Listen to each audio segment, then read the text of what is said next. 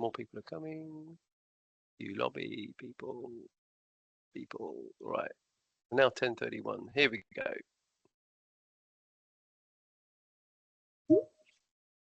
Morning, Adam. Morning, Michael. Morning, Derek. Morning, Peter. Morning, Barry. Morning, Stuart. Morning, Esme. Again, we're calling you Esme, but I love it. It's much better Esme rather than Con. Elspeth, good to see you. Colin, Stuart, greetings. Thanks for joining. I submit all. Morning, Julian. Thanks for joining. If you've just joined, if you could mute, please, that'll be great. Thank you. Julian, if you could mute, that'd be great. Thank you very much for doing that. And Eric, I think you're, you could be, can you mute Eric as well? Is that possible? Yes. Thank you very much. Great to see you. Thanks for joining. And Henry's unmuted. That's brilliant. Okay, excellent. Well, it's now 10:32. Welcome everybody to this week's Pension Playpen Coffee Morning. We are continuing the wonderful theme of CDC Part Deux. There's so much to talk about. We ran out of time last time, and we are delighted to have in attendance Derek Benstead, who is a guru in the CDC space on top of his other roles and tasks. But he did very well in the last presentation on May the 13th. So we're delighted that Derek can join us again. As usual, this is a Teams meeting and we like interaction. So if you'd like to raise a hand or open up the chat and make some comments in the chat, that's fine. We'd love to continue the debate in the chat as well. We are being recorded, so Con, Eric, Derek, thumbs up. Yeah, Peter, yeah, brilliant, thumbs up. We're being recorded. And as usual, the video will be available this afternoon on the Pension Playpen website. There's a few new entrants. Let's just bring a couple more people in. And morning, Henry. If you could mute, please, that'd be great. So today, CDC Part Deux. And Derek, there are a few people on this call, I think, that probably don't know you. Do you want to sort of do a brief introduction as to who you are, what's your name, and where'd you come from? And then we'll sort of pile into the questions where we thought we got to. So do you want to do that first as a starting point for the newbies on the call, and then we can sort of get into it, so to speak. Over to you. Okay, Derek Benstead. I'm an actuary who works at First Actuarial, and I had a prominent role at First Actuarial working with Communication Workers Union when they were negotiating pensions with Royal Mail. Those negotiations led to collective DC. So yeah, that's my headline involvement with CDC that everybody is aware of. But innovative pensions, flexible pensions is something that I've worked on occasionally throughout my career, including proposing CDC to the Stakeholder Pension Inquiry in 1997-98 and converting a DB scheme to career average with non-guaranteed annual increases, using annual increases as a lever of funding control in 2003. So got some practical experience of running a scheme, albeit in DB world, using annual increases to control funding, and therefore use that experience in my work with CWU and Royal Mail, and just generally talking to anyone who's willing to talk about CDC. That's very good. Can I kick off with a question, which is, have you any idea in your head on what market share CDC can expect to pick up over the next 5 or 10 years?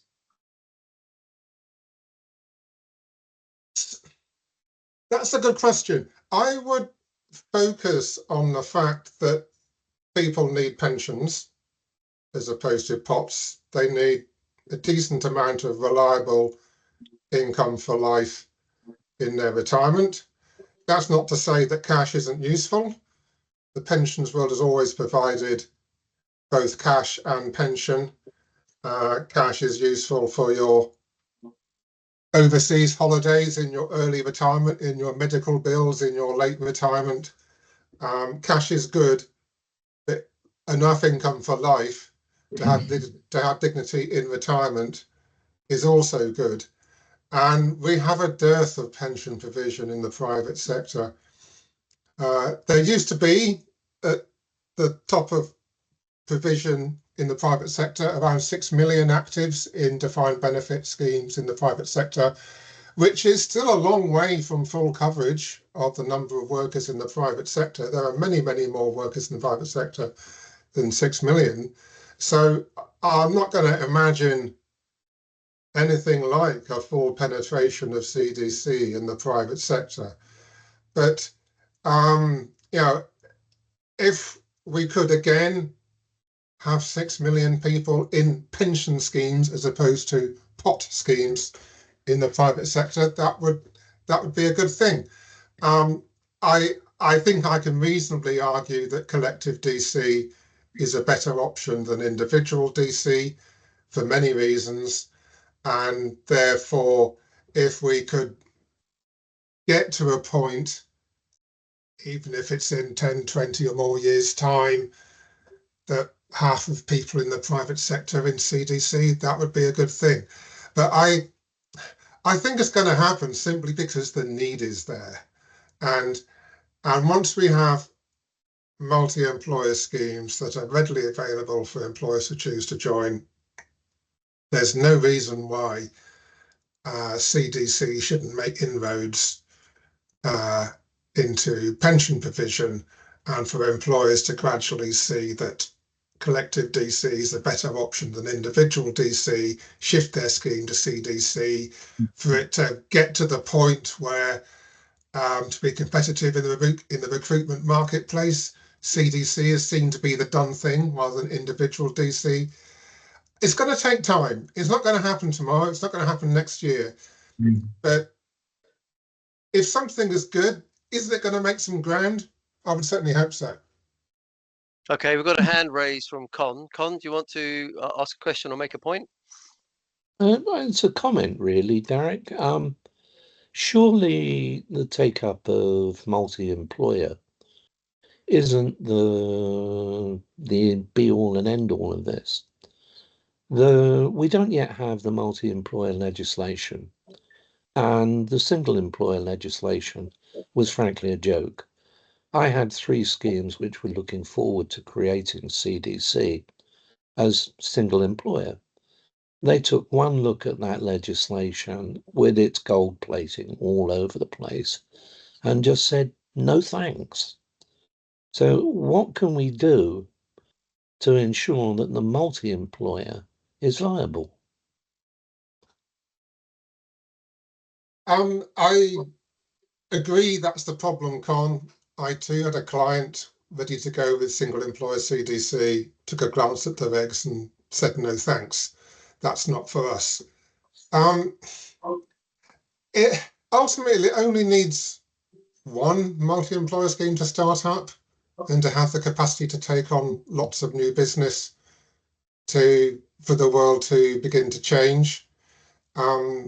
There's at least one organisation out there taking multi-employer CDC seriously, TPT, that's gone public with its intentions.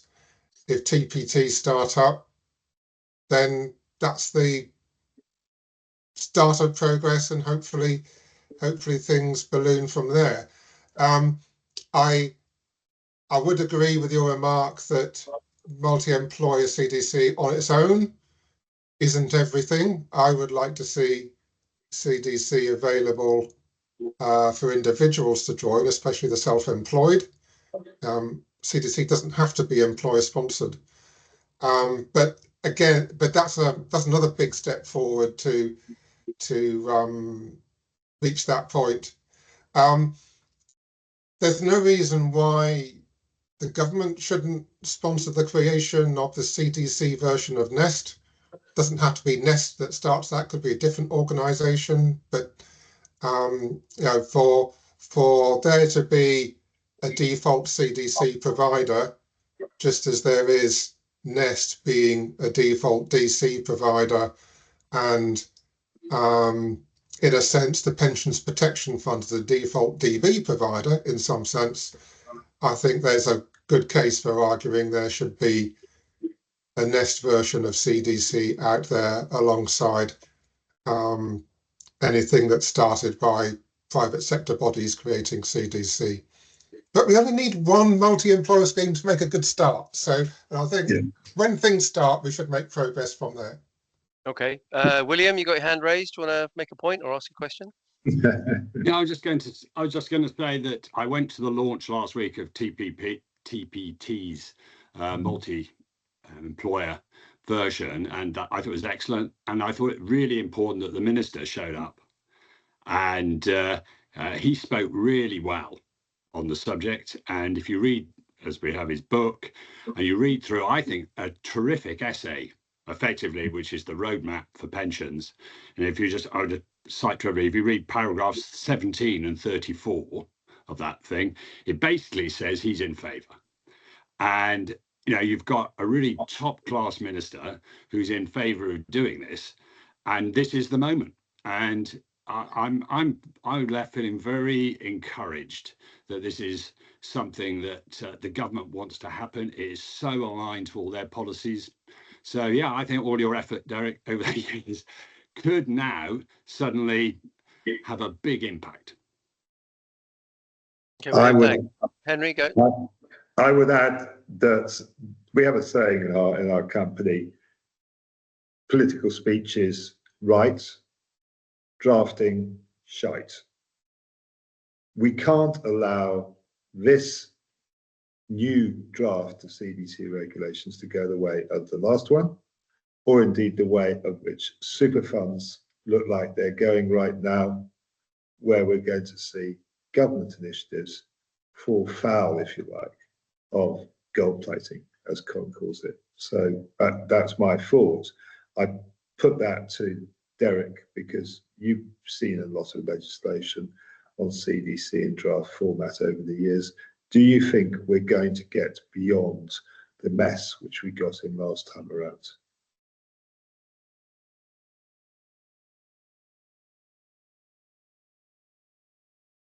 I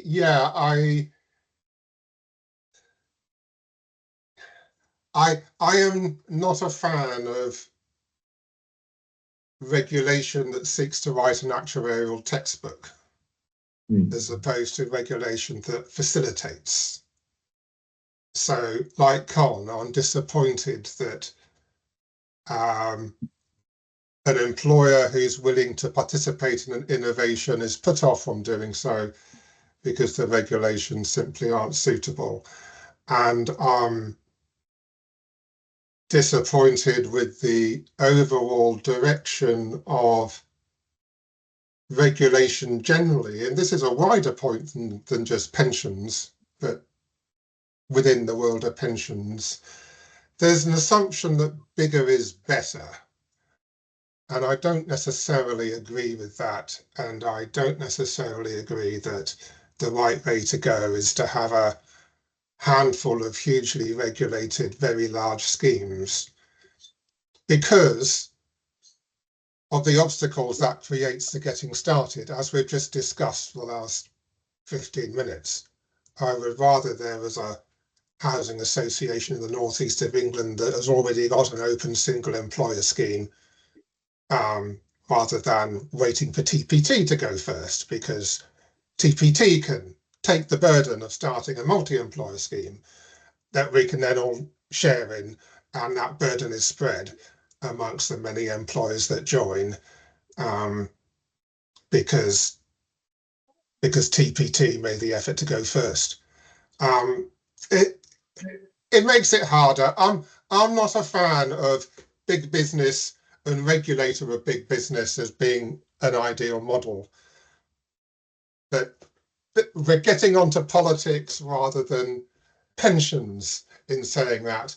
I think let's just conclude my remark that, notwithstanding the legislative model being something that I dislike, and William and Henry and Con might all dislike, and others on this meeting, I just would like also to say the current and previous pension ministers have given their political support. The DWP and the civil servants have worked jolly hard on this. Even if I don't like the direction of the regulations, they've worked jolly hard to make it possible and make it happen. So TPR also, you know, I don't often have a good word to say for TPR, but they're working hard on it. So even if I don't like the model of regulation and the overall approach, at least it is happening. Let's be happy about that. Something's happening, which is good. Yeah. Sorry, Henry, go on. Optimism there from Derek. I agree with you, Derek, that it's good that we're working on it, but we really must get it over the line this time. Yeah. Okay. Can I throw a hand grenade in, Derek, then? Because this might be in the back of some people's minds. If it is so good, what do we think about public sector? You mentioned long-term, 5 years, 10 years, 20 years. If CDC is so good, are we talking a shift to the public sector for stopping a crawl? I know this is a big hand grenade, Henry. Don't bite my head off. But could CDC become the new CSP, civil service, NHS, LGPS? Can this country afford the public sector schemes, and therefore, by definition, would CDC be better value for money? You see, I didn't say the word cheaper. I said better value for money. What do you think, Derek?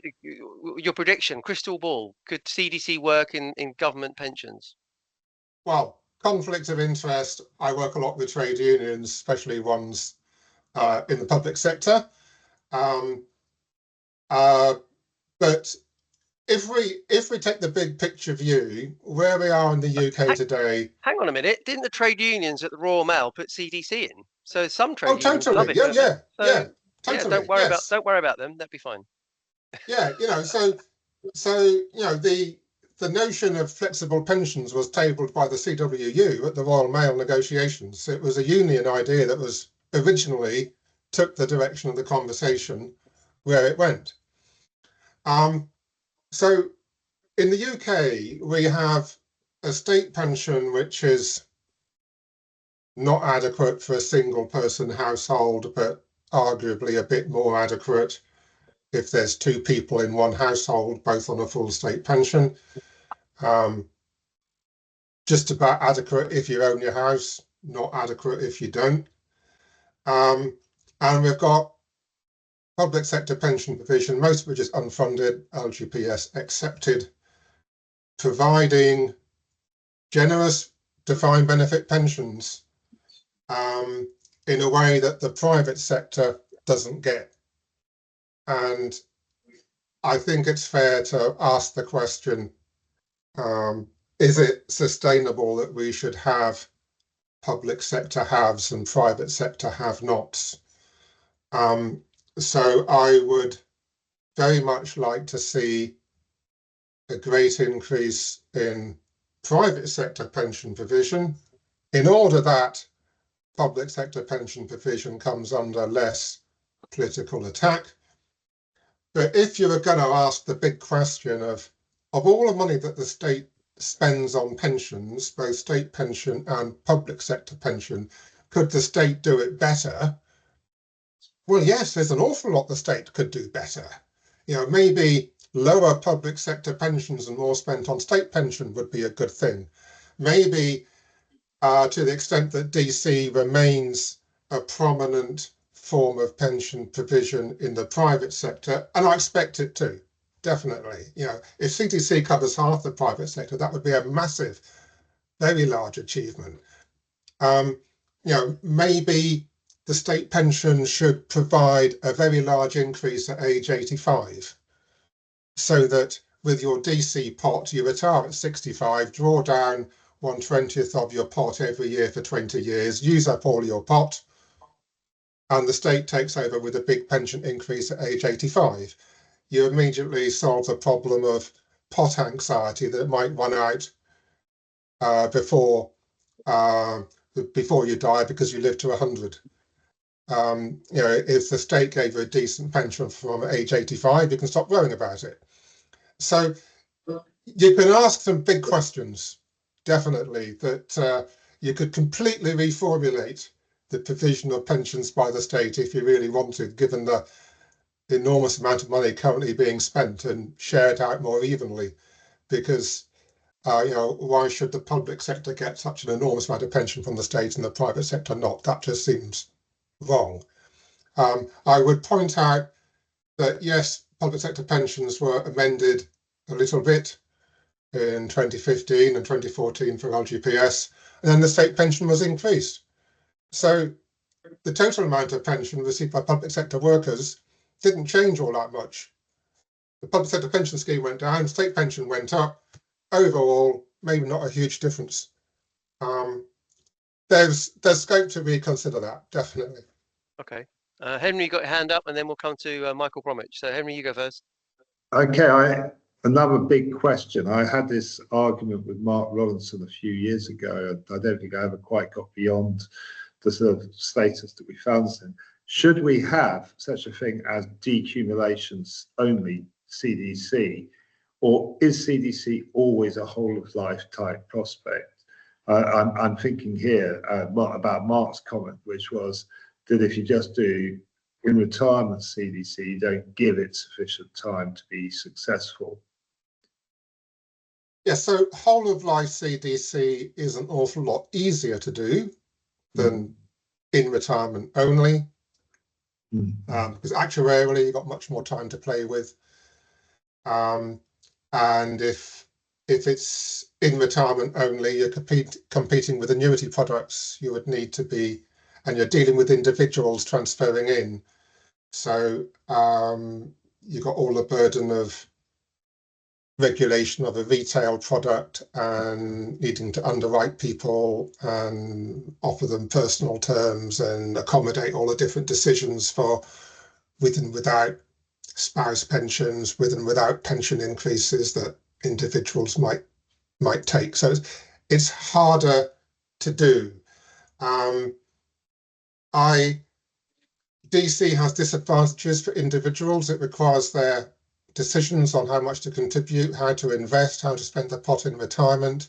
CDC, decumulation only, leaves all those in-service questions unanswered. You still got your DC pot to manage. I just think pensions are better provided in a collective scheme that gives you most investment freedom, most scope to invest for a good return, and give people a better pension for their contribution. So yeah, whole of life is what I've worked on most personally, because it works best. Decumulation only CDC. Suppose I could ask a question: what's the difference between that and a with-profit annuity? Is there enough of a difference between the two? Not that with-profit annuities have huge take-up, but I think it's a fair question there as to whether with-profit annuities could do more. Very interesting. I'll hand over to the next question. Mr. Bromwich. Thank you. I'm a bit worried about why I'm the only Mister around. But perhaps watching this for a number of years, I'll then become with a first name. Two things really. One, slightly flippant, is that multi-sponsor private sector firm pension system is available. It's called USS. And USS at the moment are twiddling about thinking that they'll do something around making inflation protection variable depending on how well the scheme's done. Can't some of you people who are pushing ECD try and push the university pension scheme towards a rather wider use of elements of DCD? That's the first question. The second one is, I spend a lot of time looking at what, I don't know if that's me or you, I spent a lot of time looking at the Australian university superannuation scheme, and that really is GCD in all but name, I think. And the thing about that is, it's hardly regulated. It's basically all the things that Derek wants to do with DCD. In the last episode, shall we say, they already do. And but they, as I say, the regulation is much less. For example, they just use the forecast income rather than some conservative version of that. The penalty, as it were, they pay, there's no pension protection, and basically everything can be changed, including pensions already in payment if things go wrong. But it does seem to me that they have much more relaxed approach. We seem to be protecting everybody on everything, and that's not the way forward. That's all. That's what I want to say. Yeah, some fascinating comments there, Michael, if I use your first name rather than calling Mr. Bromwich. So USS, again, let's declare what my role is on USS. I'm the consultant to the University and College Union, and the UCU has a formal role in the governance of the USS. So, I really shouldn't say very much about the scope for conditional indexation in the USS.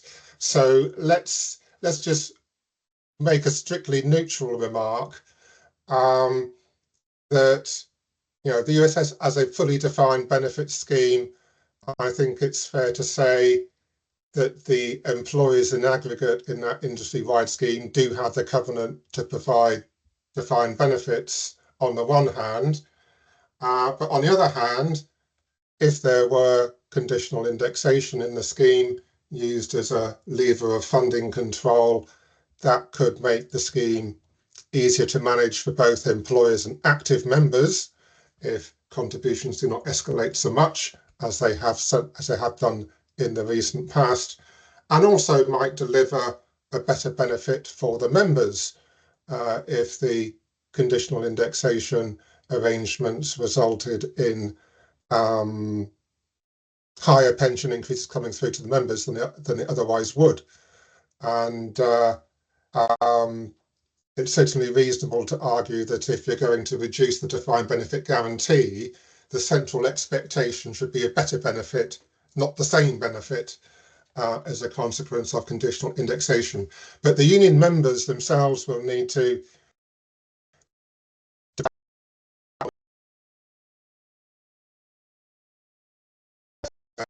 indexation ideas. I'm just making a neutral remark about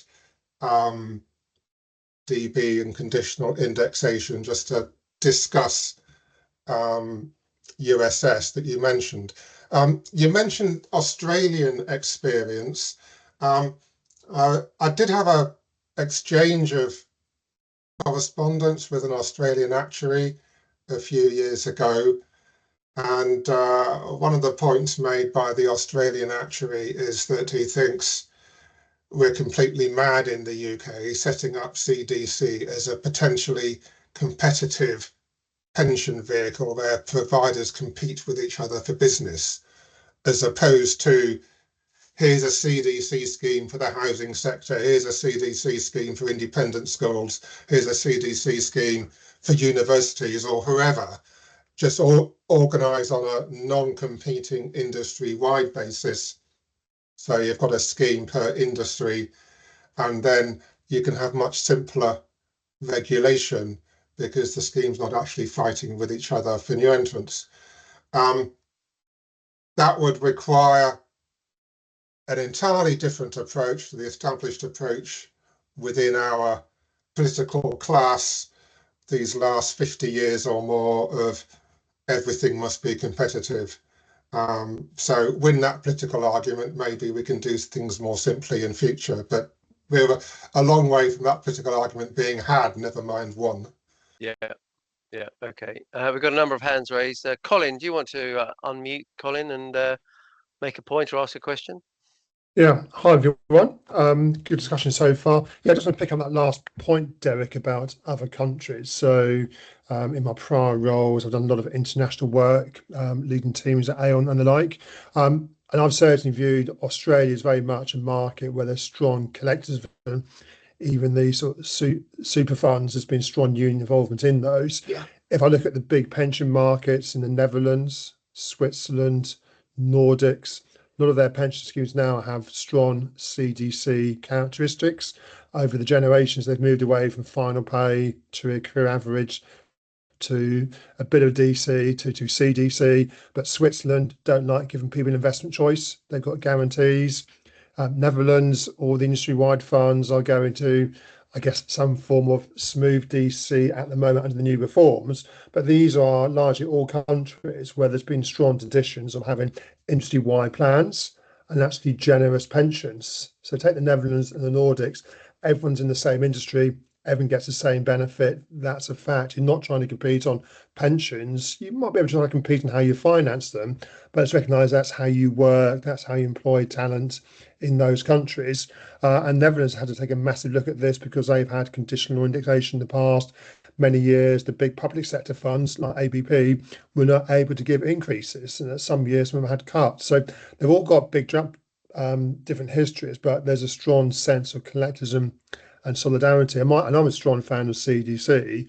My personal view is that if CDC is going to really take off, there's got to be, I guess, strong sense of demand, I guess, from those companies who still got open final pay and want to maybe close to accrual or provide better DC, or you've got large numbers of low paid workers who simply don't want to make a choice at retirement.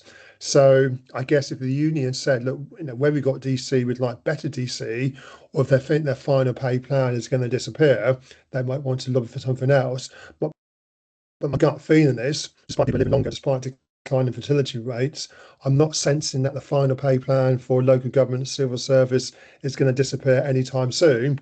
And I can't sense the union saying, let's replace this with CDC because it's final pay. So strong support, but I think it's going to be much more coming from those employers, the right workforces, and all those unions in to say this is a good type of vehicle. This is what the country should be pushing. Colin, before we go back to Derek, there's a message in the chat about Canada. Have you got any experience of Canada? What did Canada do? Canada with lots of target benefit plans. So a lot of the ones we hear about are the big state plans, the local government plans. So pooling of assets, pooling of risk, target benefits. So I guess in some ways similar to CDC, basically you're getting rid of guarantees. Right. Okay. Yeah, Derek, you got a response on that, or looking at the international? Are we following others? That's what another point, isn't it? Well, there's. I'll just affirm all the remarks that I just heard as being good remarks. I don't need to discuss them. I'll just affirm and agree.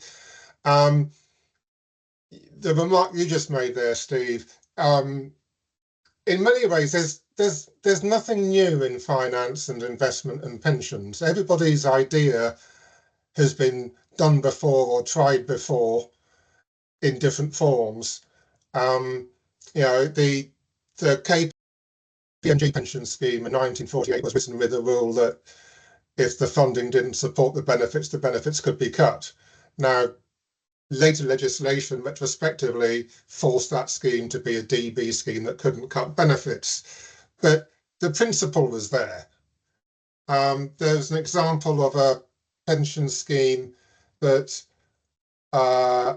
was taken to court, I think, by Entrust for guidance on how to wind it up, where the scheme had always given 60ths of final salary, but you looked in the rules and it was a cash balance scheme with 4% guaranteed return in the rules.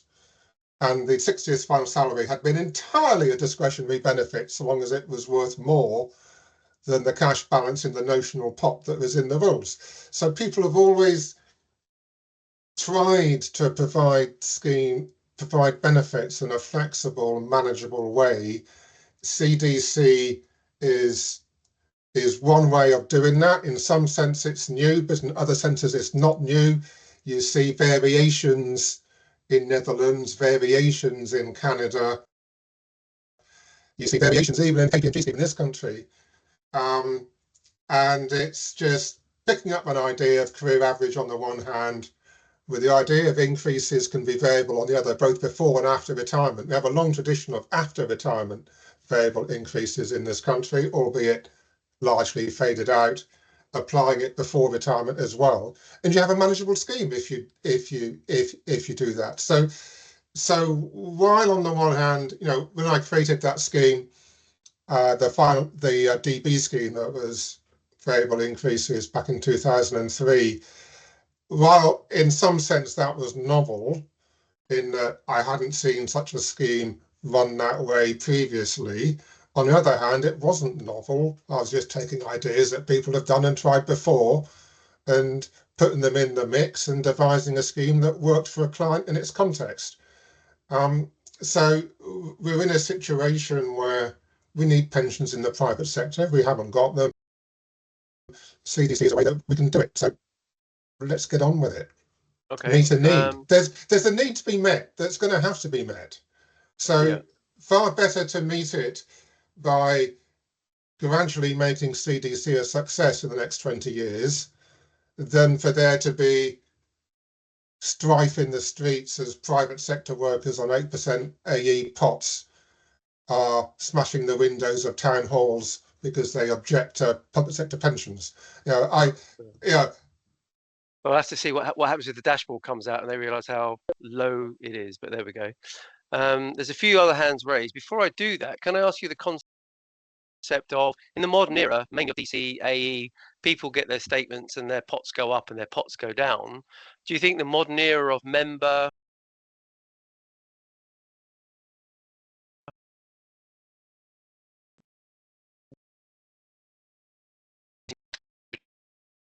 or do you think that there will be mass outrage if a £1,500 a month pension suddenly dropped to £1,300? Or do you think because of the DC era, people are used to things going up and down?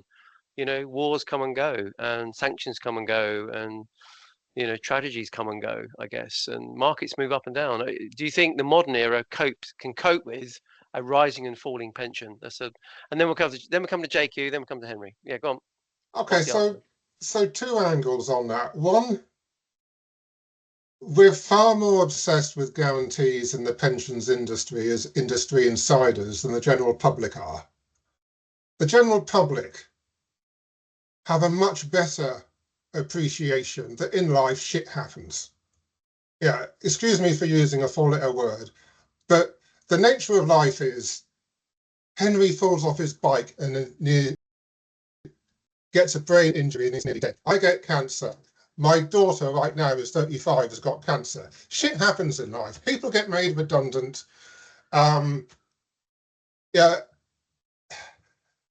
can't work, can't afford their house, have to move out, whatever.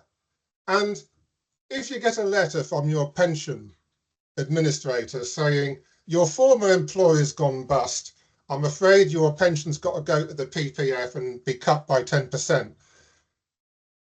People accept that. That's life. Things for the bad happen. And I think we're too obsessed with things going wrong in the pensions industry. It stops us providing a pension in the first place. Better to have a pension with risk than to have no pension at all. Having said that, could it be that in a CDC scheme, if there's a nominal pension cut, that there might be mass protests? Well, in the world of social media and memes, that kind of thing can happen, that a group of people can go off on one. But of all the schemes that have joined the PPF so far, which has to, I don't know how many that is, 1,000, 2,000, a large number of schemes that have joined the PPF. yes, there have indeed been court cases about the benefit cap and the PPF. There's concern about the lack of P97 increases in the PPF. But in general, the principle that something's gone wrong and there's a benefit cut is not something that's created a massive protest and sackloads of letters coming into DB pension administrators because they've had to tell people that their scheme's gone into PPF assessment. So I think people are more realistic than the pensions industry on this, and that while yes, there'll be scope for big protest and benefit cut, I think in practice people will understand if, hey, World War III is broken out, the global economy under tariffs has shrunk, investment performance is worse, oh dear, my pension increase in my CDC scheme is not as good as it was. People understand that things are going wrong. Yeah, I agree, Derek. And before we move on, I'm very sorry to hear about you and your daughter. And I'm sure everybody on this call will join us in wishing you and her. Yeah, I don't have cancer anymore. I'm cured. Oh, well, that's 10 years ago. congratulations. Yeah, but I'm very sorry to hear about your daughter. Yeah. Sorry to hear about your daughter. Let's go to JQ, and then we go to Podrick, and then we go to Henry. So, JQ, what do you got to say? Morning, Derek. Good to see you. As you know, I'm a big fan of pooling of risk. Simple question I have is, if there was a mechanism whereby the government working with a master trust, shall we say, could provide that later life deferred annuity, would there be any need for CDC?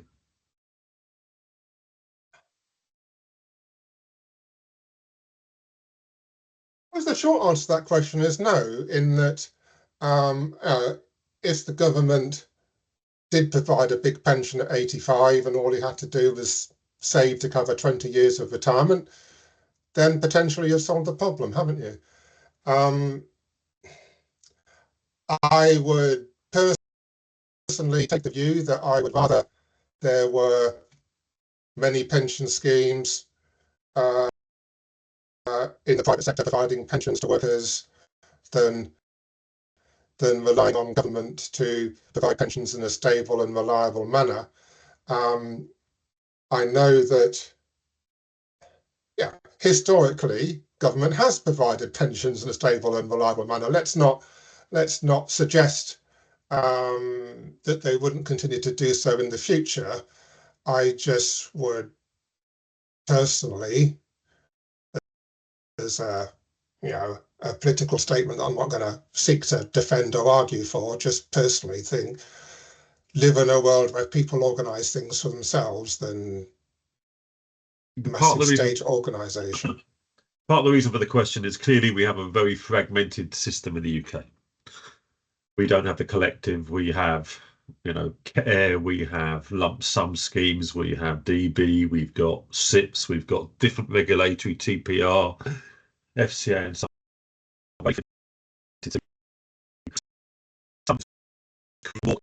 At a macro level, I'm not saying I disagree with CDC and put a blank sheet, but we're not starting with a blank sheet. And secondly, I can argue the government is going to need to sort funding out for themselves into the future because of what's happening with DB, and later life deferred annuities could be a relatively cheap way for the government to help sort some funding and provide benefit. So I think it's a really simple answer to a macro problem. Okay. Yeah, I mean, I have a bee in my bonnet about over-regulation. I know professionals are not always trustworthy. I know professionals don't always get it right. But I would rather pensions were provided than not provided. Over-regulation is an obstacle to providing defined benefit pensions. We have fewer than 1 million defined benefit actors when we used to have 6. And CDC was potentially a sidestep from over-regulated DB. Unfortunately, we're starting with regulations that I would argue are over-regulation even before we began on CDC. That's my personal view, and it's a view about political organisation as much as anything else. And this is maybe not a political meeting, but then pensions are a political issue. Aren't they? I'm not trying to really make a political case about anything, as a pensions expert who spent a career working in pensions, I'd like there to be more pensions. I would like to respond to the challenge that Terry Pullinger of the CWU gave me when he came to us in 2016 and said, I want postal workers to have dignity in retirement. Tell me, Derek and Hilary, how can postal workers have pensions in retirement? And that's the question that we've answered at Royal Mail, and I think it has been answered successfully. I can criticise the regulations, but let's look above that and say we've got a pension scheme that is coming when we get, let's say TPT comes to market, that will provide pensions again in the private sector in a more feasible way for employers than where we've got to with defined benefits. So let's be happy. Let's hope Julian Barker can leave this call thinking, hey, Derek talked up CDC rather than criticise regulations too much, and hope that Julian goes away happy. Well, maybe Julian will raise a hand at some point, but there we go. Let's go to Podrick. Podrick, you got your hand raised. Then we'll go to Thank Henry, you. who's had his hand raised. But Podrick, Derek, go on. you may have, excuse me, you may have answered this to a degree with your last point about over-regulation. But I mean, is it really the industry that's concerned about pots falling, or is that their response or its response to a consistently fickle regulatory group that doesn't really understand its consumer protection brief and consistently punishes the market, the industry, for shit happening when they're operating within the rails of the regulatory framework? And that's not the industry worrying too much. It's worrying about how the regulator is going to hit them with its big stick because it suddenly decides in its capricious manner that, oh no, those don't really fit the rules as we thought they might be played out. I'm not an apologist for the industry, but it's just the regulator has, for the last 25 years, has been crap and hasn't improved. So we need to resolve that probably if we're ever going to get any of this stuff sorted out properly. I don't know why any IFA would take the risk of advising on DB pensions in this country. I mean, rather you try to earn your living out of something where the regulator will exercise its hindsight and beat you with a big stick. I would rather have a system where individuals did not need such extensive advice. Hence, I'd rather have collective schemes than individual schemes. And I'd rather have schemes that provide an income or life rather than a pot that needs investment management. So I'd rather that the system structurally made it easier for postal workers and everybody else out there just to join a pension scheme, do nothing more than observe the deduction from their monthly paycheck and retire on a decent pension, having taken no interest in it for 40 years. That's the kind of pension system I'd like to see. Okay, Derek. Fair enough. Thank you very much. Henry, you've had your hand raised forever, and then we'll come to Chris. Henry, what do you want to say? Well, there is a question on the list which we haven't asked yet, which is why we're not with the Royal Mail getting transfers in and transfers out yet, and whether this is a feature going forward for CDC. I'd just like to throw in, by the way, the fact that Nest are describing their plans for what they do with their 14 million employers as conditional indexation on a CDC basis. So it's not just USS, guys. And I think you've seen that too, Derek, from Paul Todd. He's on this on the 29th, clarifying the situation on the recent comments made by a pension expert about what he's trying to do. But sorry, coming back to the original question, should we have pensions, CDC transfer-ins and transfers out going forward? Okay, so the specific issue at Royal Mail not transferring in DC pots, I can't speak to that. It's not something that as not a decision I've been involved in. I'll just say in general that I think transfer in of previous DC pots into CDC to convert pot into pension is a great idea, and I would imagine any employer that's previously provided DC moving to CDC for the future would be doing a good job if they assisted their staff with a decision on transferring in their individual DC pot to the new CDC scheme. Transfers in and out of CDC in general, the principle is for the sum of transfer values for all members to, broadly speaking, equal the assets in the scheme. So any transfer value is the member's share of the fund, no more, no less. Therefore, for the average member to transfer in or transfer out is of no concern to the other members. It's all done on fair value terms. You can ask the question, what if all the unhealthy people transfer out at retirement? That's a mortality strain on the scheme, and indeed it is. But in DB world, many members approaching retirement take a TV quote. Many people approaching retirement employ an IFA to help them through their pension decisions. The IFAs routinely ask for TVs. And not that many people transfer out at retirement in DB world. So I don't anticipate that being a sufficiently large selection issue to cause me to scratch my head as a CDC scheme actuary in CDC world. So yes, the point of the CDC scheme is to provide a pension, not a pot. It's not the point to provide a transfer value, but I don't, for practical purposes, see a significant actuarial problem in providing transfer values out that represent a share of the fund. I don't see sufficient anti-selection for that to cause me a headache. So even if they're in the retirement phase, they can take a transfer? They can. Yeah, I mean, there's an obvious why would you around that. But you think you're going to die tomorrow? I just say, yeah, I don't see why the experience of CDC should be any different to the experience of DB, where a handful of people transfer out as they approach retirement, but it's not the norm. Yeah, but they can't transfer out once they're a pensioner. And Yes. CDC might be different, is what you say.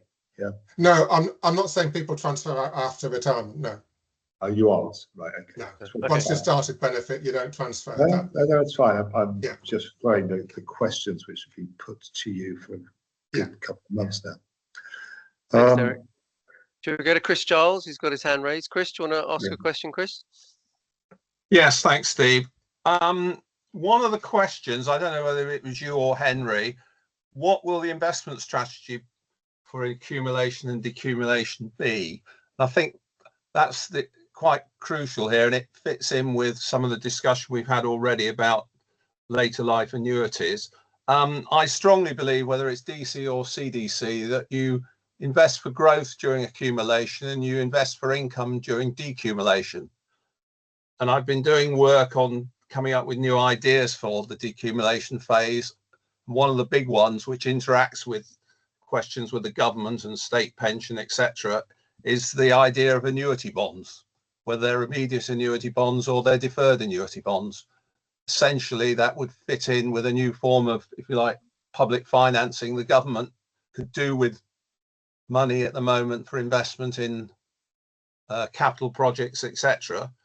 But those capital projects might not deliver for 10, 15, 20 years. And at that point, they do deliver an income, which then could flow through to pensioners. Okay, so the framing of the question itself, the investment strategy for accumulation and decumulation, the first thing I'll say is dividing their thinking into accumulation and decumulation is individual DC thinking. It's not collective investment thinking. So in a collective DC scheme, there's one pool of assets. Hopefully there's a flow of new members, as well as a flow of benefits going out to pensioners who eventually pass away at the end of their lives. So unless the CDC scheme is positively shrinking because the flow of new entrants has heavily reduced from what it used to be in years gone by, we can expect to see a flow of contributions from active members, income from the investments that more or less pays the benefits going out on the pensioners. So So the scheme has little need to sell investments to pay pensioners. What the scheme needs fundamentally is investments that generate an income. So I would ask a question around,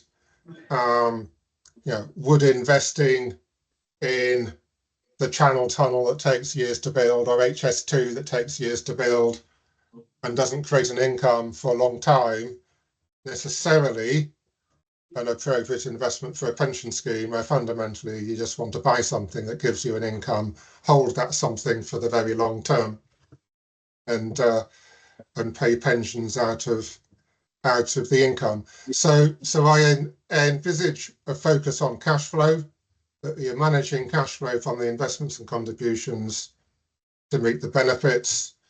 And yes, if the scheme is shrinking in size, you might have an allocation towards bonds to use some short-term cash flow for your benefit outgo, to keep control of when you sell your growth assets if you need to in a shrinking scheme. But fundamentally, you've got an open scheme, you're receiving income, paying it out on benefits, investing for the long term, investing for growth. And if there's some semblance of balance between benefit accrual and benefit outgo, you have a scheme that's neither accumulating or decumulating to any great degree. You just got a lot of long-term growth-oriented investments. So that's how I envisage CDC investment. It's fundamentally going for growth, managing cash flow. Yeah, I think you'll be aware of this from conversation we had when you were on last time. I'm fine with CDC, although I think some of its claims maybe relative to DC are a function of the fact that we don't do DC properly, but leave that aside. I have this issue about the 80-year-old widow, in other words, a later life person who's subject to the same risk of reduction as somebody who's 45-year-old and has got 40 years before they will extinguish or more, if you see what I mean. In other words, it's I'm not comfortable with an equity perspective. And maybe that's just a personal thing, but overall, I would like to see a situation where, and in fact, it probably means I'm happier with CDC and decumulation, because then, of course, there's no difference between them. You just make sure that you can make the income as secure as possible. Yeah. Okay. Yeah, I mean, I can understand your point there. Another point that could be made, that perhaps you made last time as well, was that the CDC scheme might often give quite large annual pension increases, and the shape of the benefit you are getting from it is too heavily loaded to later years to be an efficient use of resource relative to people's needs in retirement that tend to decline as people get older until such time as they become unhealthy, perhaps. On the other hand, you look at the Dutch experience, and if you have some kind of collective DC scheme that prioritizes pensioners over non-pensioners, and you create an intergenerational unfairness, the Dutch are not happy with the way that's worked out for them, as our friend from Aon who spoke earlier could probably explain better than me. So there's swings and roundabouts on these things. I'm not going to claim my conception of CDC is absolutely perfect in every respect, because we live in an imperfect world, and the best that we can do might not be completely perfect. But I'd rather see a pension scheme providing an income for life than the only availability in the private sector being pots. Okay, thanks, Derek. We've got a few more hands raised. Stephen, would you like to ask a question? And then we come to Colin. Yeah, just a quick one, and it's a question to which I genuinely don't know the answer. So it's not a comment; it's a question. I mean, I'm very sympathetic to your skepticism of regulation on the one hand.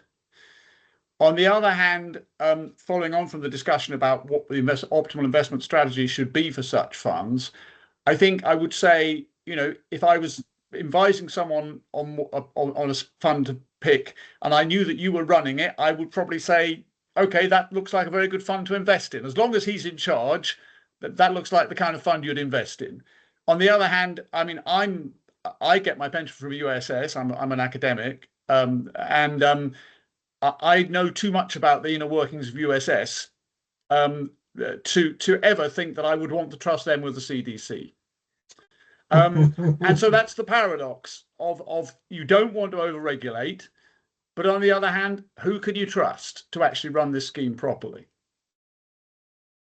Yeah, so in the framework that we've actually got, that the regulations are set up for multi-employer schemes to start up, to operate in competition with each other, and for any one employer or any one person to have a choice of schemes, then that's a good thing to answer that question. If you don't like the scheme that you're in, use a different one, if you have a choice. Yeah, but these are multi-decade decisions. I mean, you don't know whether you're in a good scheme until you're dead. More or less. Or nearly dead. It might depend on your objections to the investment strategy, say whether it's something that you can see today you don't like in principle and you want to try something else, as opposed to a hindsight decision, which of course you can't react to. Okay, Con, you had your hand raised. Did you want to sort of make a point? No, you're done. Fine. Okay. Excellent. We've already had a call for CDC Part 3, Derek. So you're probably tired of CDC now, but there's so much more to talk about. I was terribly concerned. I didn't say this at the start, but I was very concerned about this meeting, that we had all the interesting questions at the previous meeting, and this would be the sequel that was the terrible movie because sequels almost always are terrible movies, but it's turned out that we seem to have had a Terminator 2 or a Home Alone 2 rather than some other terrible sequel. A meeting that, I've enjoyed this as much as the last one. I think we've had some great conversation. Well, we'll maybe we'll take it offline and see if you want to do a CDC Part 3, maybe after the summer holidays, something like that. But there's still a lot to be done. We have hardly touched on the list of questions that we started with. I know, it's always we've touched on the investment one. The other ones maybe weren't mentioned at all, as we just had a conversation between ourselves. So yeah, we have. Hopefully everybody thinks it was a great discussion that we've just had. Yeah, I think so. And on behalf of everybody here, I want to say thank you very much, Derek, for your discussion points and for your comments and your openness and experience and knowledge. It's been a fantastic session again, and I think Part 3 is probably on the way. Derek Scott suggests Godfather 2, so thanks for that, Derek. You're a Godfather 2 fan. There we are. Very good. Well, Henry, I'm a grandfather. Or Godfather 3. But no, really, Derek, thank you very much indeed, and thanks everyone for joining, and really appreciate your input to everybody and all your questions. Absolutely fantastic. The video of today will be up on Pension Playpen this afternoon. Barry Matt's doing some virtual clapping, which is great. But I'm sure you'll all join me in thanking Derek for the session. And I think we will do another one later in the year, which would be great. Next Tuesday, we have got In Conversation with Baroness Ros Altman. So if you want to ask Baroness Altman any questions about anything within reason, please join us next Tuesday for Baroness Ros Altman In Conversation with. And I wish you all a very, very good end of the day. It's going to be a hot week and a hot weekend, so enjoy the weather while it lasts. And as usual, we pray for peace in the East, peace in the Middle East, and hope that World War III doesn't happen in the next week or two. But there we go. And Derek, from my personal sort of side, I was going to say I'm very sorry to hear about your daughter, and I wish her a speedy recovery. So I really picked up on that. So it's a horrible thing. So, but thanks everyone for joining. Enjoy the rest of your day, and thanks everyone for your input. It's been a great session. All right, take care. Cheers, Stephen. Cheers, Michael. Cheers, JQ. Thanks very much. Bye.